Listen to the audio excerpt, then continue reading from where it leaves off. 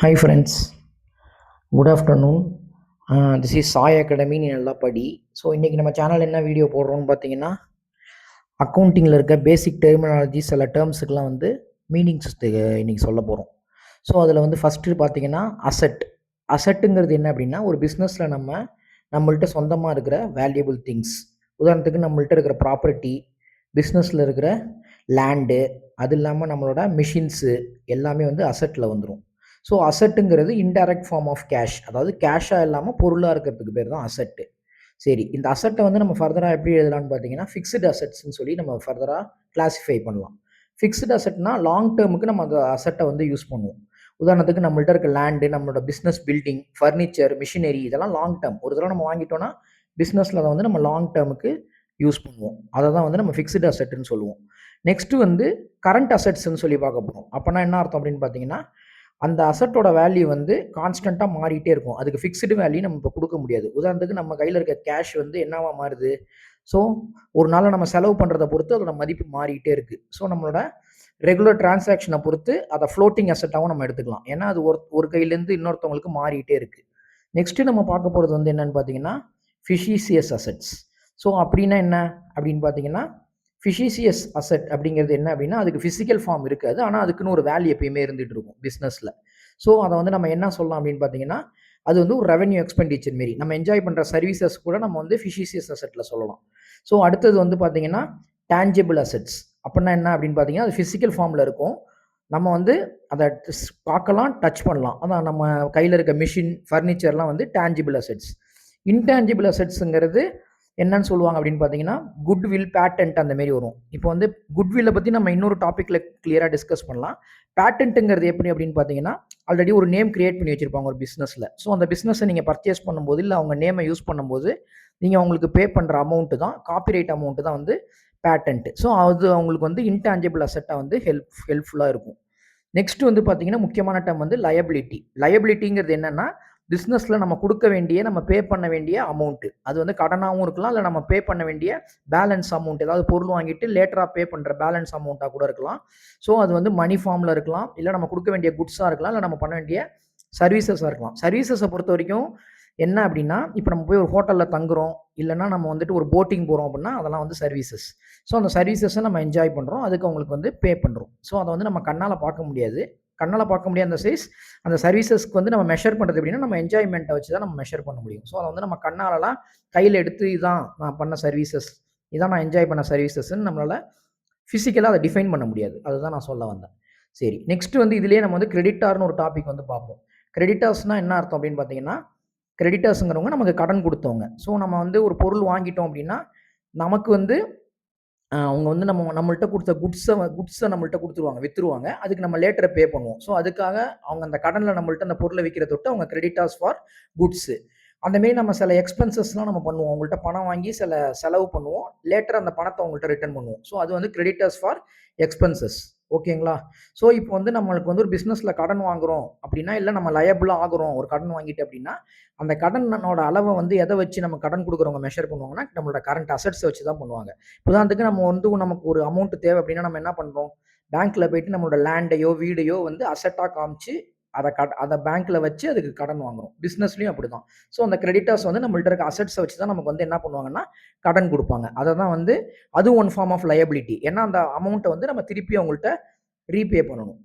அதுக்கப்புறம் வந்து இந்த லயபிலிட்டியே வந்து நம்ம என்னன்னு சொல்லுவோம்னு பார்த்தீங்கன்னா லாங் டேர்ம் லயபிலிட்டி இல்லைனா நான் கரண்ட் லயபிலிட்டின்னு சொல்லிட்டு ஒரு கேட்டகரியாக பிரிப்போம்.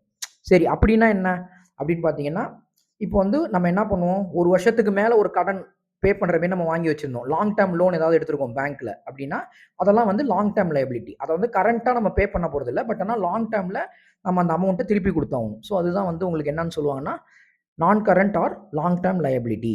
அதுக்கப்புறம் கரண்ட் லயபிலிட்டின்னு சொல்லுவாங்க. ஒரு வருஷத்துக்குள்ளார நம்ம திருப்பி கொடுக்க வேண்டிய கடன் இல்லைனா குட்ஸு, அதுதான் வந்து கரண்ட் லயபிலிட்டியில் வரும்.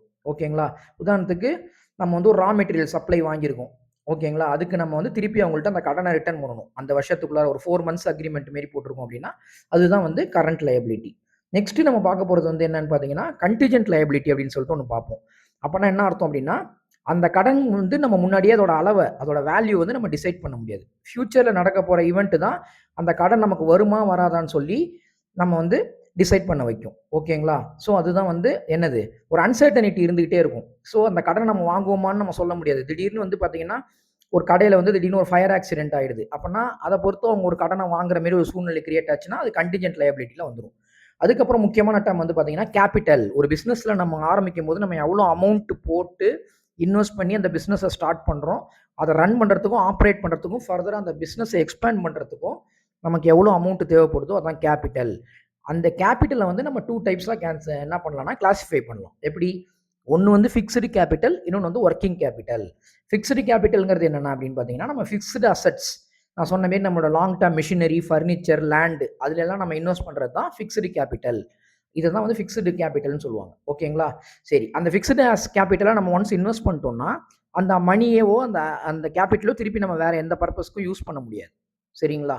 நெக்ஸ்ட் வந்து 2வது கேட்டகரி வந்து பார்த்தீங்கன்னா, வொர்க்கிங் கேப்பிட்டல். வொர்க்கிங் கேப்பிட்டல்ங்கிறது என்னன்னா, நம்ம டே டு டே அந்த பிசினஸ ரன் பண்றதுக்கு நமக்கு தேவைப்படுற அமௌண்ட் தான் என்ன கேப்பிட்டல்? Working capital.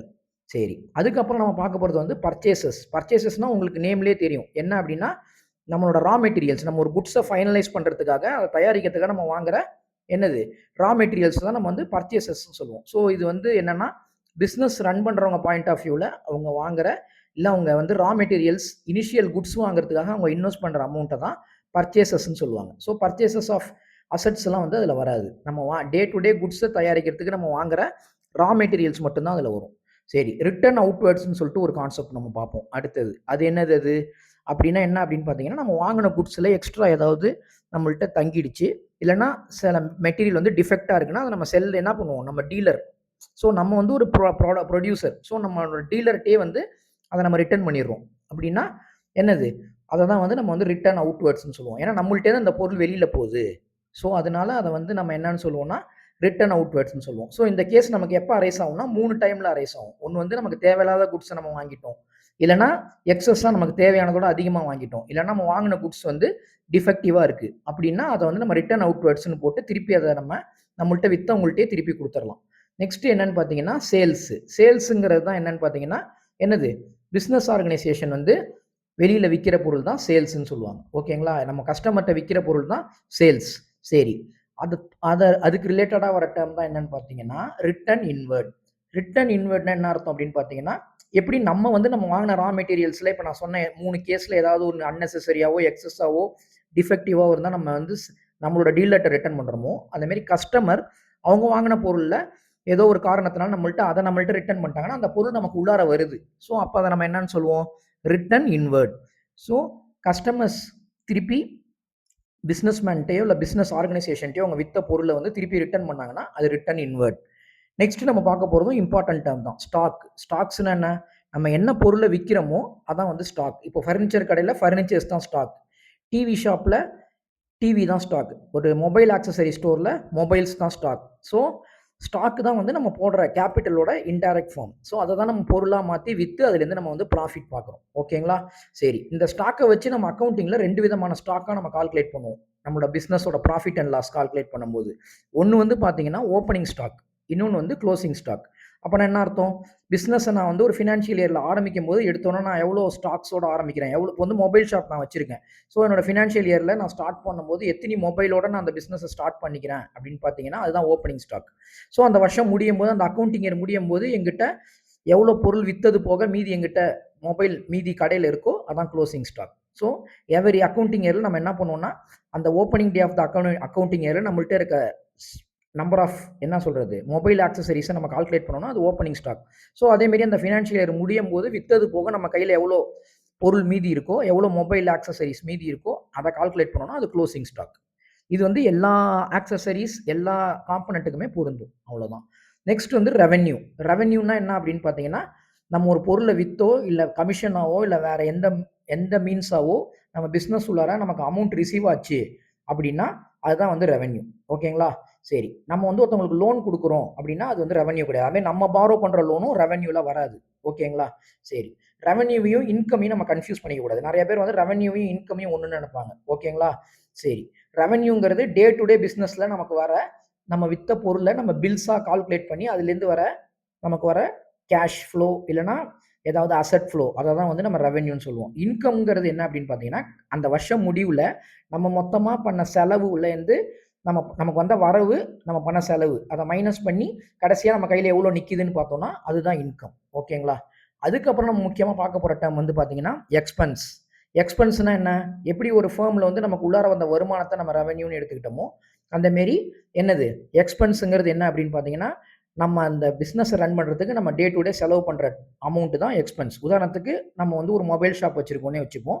அங்கே வந்து நமக்கு எம்ப்ளாயீஸ் அப்பாயிண்ட் பண்ணி நம்ம வந்து வேலை வாங்குறோம். அவங்கள வந்து செல்லிங் ப்ராசஸில் நம்ம இன்வால்வ் பண்ணுறோம். அப்போ அவங்களுக்கு நம்ம என்ன கொடுக்கணும்? சம்பளம் கொடுக்கணும். ஸோ சேலரி, வேஜஸ் அதெல்லாம் எக்ஸ்பென்ஸில் வந்துடும். அது இல்லாமல் நம்ம என்ன பண்ணுறோம்? வேறு என்ன பண்ணுறோம் நெக்ஸ்ட்டு? பில்டிங் நம்ம பில்டிங் வந்து ரெண்ட்டுக்கு எடுத்திருந்தோம்னா அதுக்கு ரெண்ட்டு பே பண்ணுறோம். அதெல்லாம் வந்து எதில் வந்துரும்னு பார்த்தீங்கன்னா எக்ஸ்பென்ஸில் வந்துடும். ஓகேங்களா? ஆமாம். ஸோ இது இல்லாமல் நம்ம என்ன பண்ணுறோம்னா மேனுஃபேக்சரிங்கில் நம்ம பண்ணுற செலவு எல்லாமே எக்ஸ்பென்ஸில் வரும். நம்ம வாங்குற ரா மெட்டீரியல் அதெல்லாமும் வந்து என்ன ஆகிடும்? எக்ஸ்பென்ஸில் வந்துடும். ஓகேங்களா?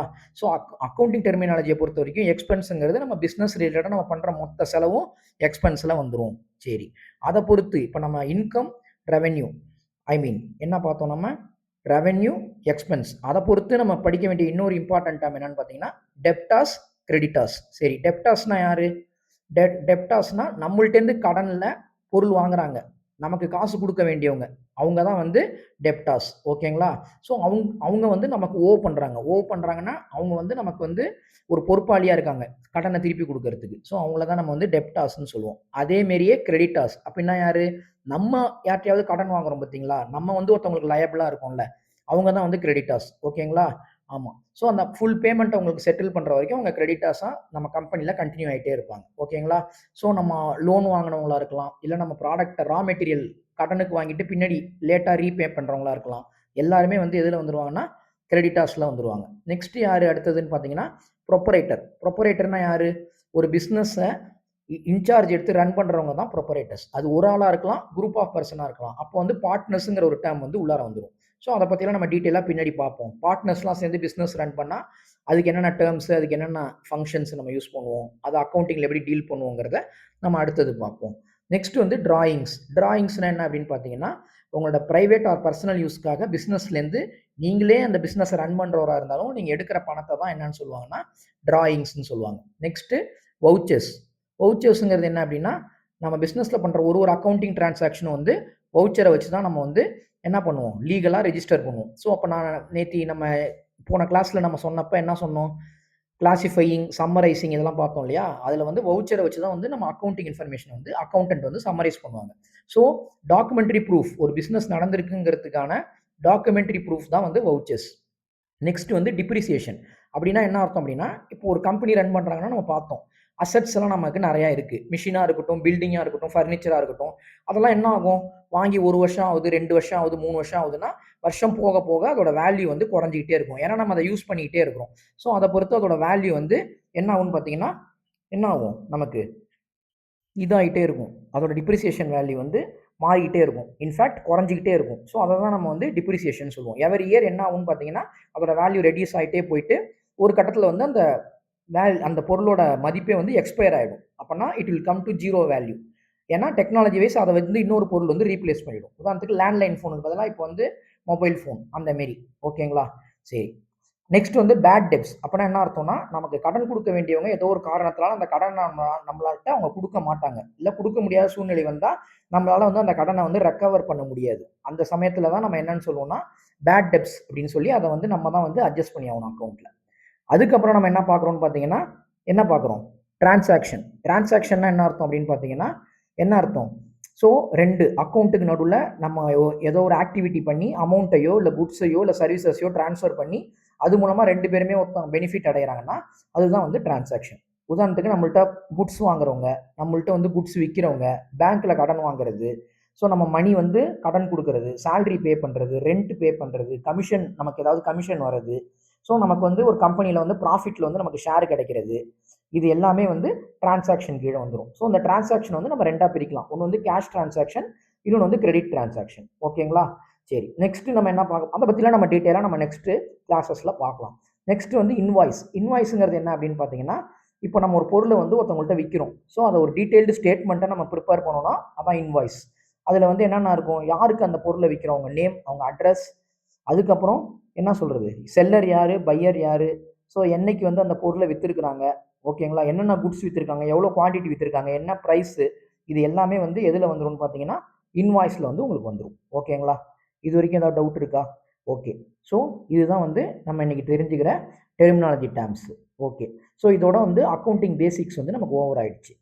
ஸோ இதில் உங்களுக்கு ஏதாவது டவுட்ஸ் இருந்ததுன்னா எனக்கு பிங் பண்ணுங்கள். என்னோட யூடியூப் சேனல் வந்து சாய் அகாடமி ஆவடி. இதுக்கு வந்து நீங்கள் எனக்கு என்ன பண்ணுங்கள், அதுலேயும் வீடியோஸ் நீங்கள் பார்க்கலாம், இன்ஸ்டாலையும் பார்க்கலாம். அது இல்லாமல் ஃபர்தராக வர கிளாஸஸில் அக்கௌண்ட்ஸ்க்கு மட்டும் இல்லாமல் 10th 12th maths, science, physics, chemistry எல்லாத்துக்குமே நான் வந்து வீடியோ போடலான்ட்டு இருக்கேன். ஸோ தொடர்ந்து ஃபாலோ பண்ணுங்கள், நான் சப்போர்ட் பண்ணுங்கள். தேங்க்யூ.